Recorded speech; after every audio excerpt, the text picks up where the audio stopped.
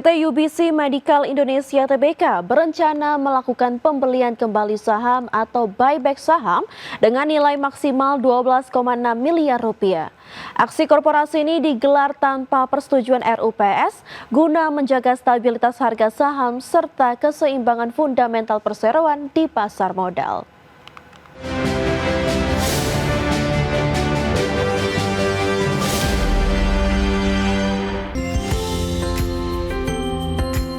PT UBC Medical Indonesia Tbk secara resmi mengumumkan rencana aksi korporasi pembelian kembali saham atau buyback senilai maksimal 12,6 miliar rupiah. Emiten alat kesehatan berkode saham LABS ini akan membeli sebanyak-banyaknya 60 juta saham. Jumlah tersebut setara maksimal 1,51% dari total saham beredar serta tidak melebihi batas 20% dari laba modal di setor perseroan. Aksi buyback ini dilaksanakan tanpa memerlukan persetujuan Rapat Umum Pemegang Saham atau RUPS demi merespon fluktuasi harga saham di bursa secara terukur. Pelaksanaan pembelian kembali saham akan dilakukan secara bertahap selama 5 bulan, terhitung mulai 11 Agustus 2026 hingga 11 Januari 2027. Langkah ini menjadi instrumen manajemen dalam memberikan sinyal positif atas nilai wajar ekuitas perseroan. Manajemen Labs memastikan bahwa alokasi dana buyback tidak akan mengganggu kondisi keuangan, kegiatan operasional maupun rencana investasi. Persero memiliki tingkat likuiditas dan arus kas yang sangat memadai untuk membiayai seluruh kebutuhan aksi korporasi tersebut. Dengan demikian, aksi pembelian kembali saham ini dipastikan tidak memberikan dampak negatif material terhadap kinerja pendapatan perseroan. Berbagai sumber, IDX Channel.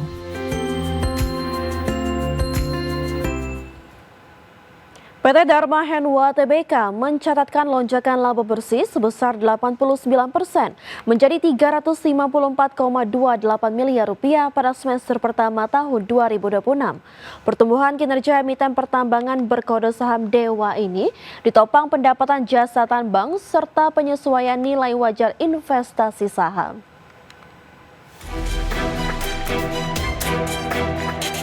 PT Dharma Henwa Tbk membukukan kinerja keuangan yang positif sepanjang semester 1 2026. Berdasarkan laporan keuangan terbaru, emiten jasa pertambangan berkode saham Dewa ini meraup laba bersih 354,28 miliar rupiah. Perolehan tersebut melonjak 89% dibandingkan periode yang sama tahun sebelumnya sebesar 187,44 miliar rupiah. Sejalan dengan lonjakan laba, pendapatan perseroan tumbuh 3,13% menjadi 3,2 triliun rupiah dari sebelumnya 3,1 triliun rupiah. Penopang utama pendapatan perseroan berasal dari sektor jasa pertambangan proyek afiliasi. Kontribusi dari PT Kaltim Primakul tercatat menyumbang pendapatan sebesar 2,34 triliun rupiah. Berdasarkan hasil riset Stockbit, kenaikan laba bersih didukung penyesuaian nilai wajar investasi saham sebesar 229 miliar rupiah pada kuartal 2. Keuntungan penyesuaian tersebut mampu mengkompensasi kenaikan beban keuangan sebesar 95% akibat denda pinjaman bank yang bersifat one-off senilai 46 miliar rupiah. Di sisi efisiensi, laba bruto perseroan naik 23,45% menjadi 612,16 miliar rupiah.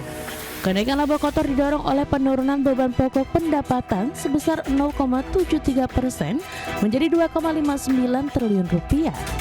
Hingga akhir Juni 2026, total aset Dewa meningkat menjadi 17,62 triliun rupiah. Sementara itu jumlah liabilitas perseroan tercatat sebesar 9,5 triliun rupiah dengan jumlah ekuitas mencapai 8,1 triliun rupiah. Berbagai sumber, IDX Channel. Pengelola gerai Mr. DIY PT Daya Intiguna Yasa Tbk melanjutkan program kepemilikan saham karyawan tahap 2 tahun 2026. Dalam pelaksanaan kali ini, perseroan menyediakan hak opsi yang dapat dikonversi hingga 20 jutaan saham. PT Daya Integuna Yasa Tbk secara resmi melanjutkan pelaksanaan program kepemilikan saham bagi manajemen dan karyawan atau MESOP tahap 2 tahun 2026. Pengelola jaringan gerai retail modern Mr. DIY berkode emiten saham MDIY ini menyediakan hak opsi yang dapat dikonversi menjadi sebanyak-banyaknya 20.230.750 saham. Pelaksanaan eksesi opsi tahap 2 akan berlangsung selama 30 hari bursa, mulai tanggal 18 Agustus hingga 30 September 2026, dengan harga pelaksanaan ditetapkan Rp1.650 per lembar saham. Manajemen menjelaskan bahwa hak opsi yang belum dikonversi selama periode tersebut masih dapat dipergunakan pada periode pelaksanaan berikutnya hingga 6 Agustus 2029. Sebelumnya, perseroan telah melampungkan MESOP tahap 1 pada tanggal 18 Februari hingga 10 Maret 2026. Dalam periode tahap awal tersebut, MDIY mencatatkan konversi sebanyak 1.055.000 hak opsi menjadi saham baru pada tingkat harga pelaksanaan yang sama, yaitu Rp1.650. Kepemilikan saham karyawan tersebut dirancang berbarengan dengan aksi penawaran umum perdana saham atau IPO perseroan. MDIY menerbitkan total 514.136.000 saham baru atau setara 2,041% dari modal didapatkan investor penuh setelah IPO. Program ini dilaksanakan dalam 2 tahap, di mana tahap pertama mencakup 50% hak opsi pasca pencatatan. Sementara tahap kedua ditentukan Dewan Komisaris. Berbagai sumber untuk ID Action.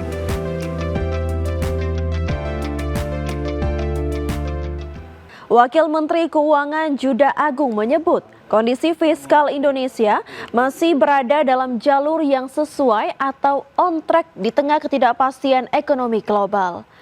Yuda mengatakan salah satu indikator yang menunjukkan kondisi fiskal tetap terjaga adalah pertumbuhan penerimaan negara yang mencapai sekitar 24%. Menurutnya, selain penerimaan yang tumbuh stabil, belanja negara juga terus berperan sebagai salah satu motor pertumbuhan ekonomi. Pada saat yang sama, defisit fiskal masih terkendali dalam batas yang aman. Yuda menegaskan pemerintah tetap menjaga defisit fiskal di bawah 3%. Menurutnya, keseimbangan antara penerimaan belanja dan pengendalian defisit menjadi bagian penting dalam menjaga kesehatan APBN. Di sisi lain, Yuda juga mengingatkan bahwa kapasitas APBN memiliki keterbatasan untuk memenuhi seluruh kebutuhan pembiayaan pembangunan nasional. Alhamdulillah, kondisi fiskal kita saat ini on track. Di tengah ketidakpastian ekonomi global yang sedang kita hadapi, penerimaan negara tumbuh stabil sekitar 24%. Belanja berperan sebagai salah satu motor pertumbuhan ekonomi dalam 2 kuartal terakhir ini, kuartal 1 dan kuartal 2 tahun 2026. Defisit fiskal juga masih terkendali. Menteri Sekretaris Negara Prasetyo Hadi mengatakan pemerintah terus mempercepat penanganan kebakaran hutan dan lahan Karhutla yang masih terjadi di sejumlah wilayah Indonesia di tengah kondisi cuaca yang sangat kering. Prasetyo menyebut sejumlah wilayah yang mengalami banyak titik api, di antaranya Kalimantan Barat dan Kalimantan Tengah. Karhutla juga terjadi cukup besar di kawasan Taman Nasional Bromo Tengger Semeru, Jawa Timur. Untuk mempercepat proses pemadaman, pemerintah terus melakukan koordinasi dengan berbagai pihak. Kemudian Prasetyo menegaskan pemerintah juga meningkatkan kesiapan berbagai sarana untuk mendukung penanganan Karhutla, termasuk waterbombing, helikopter, dan pesawat.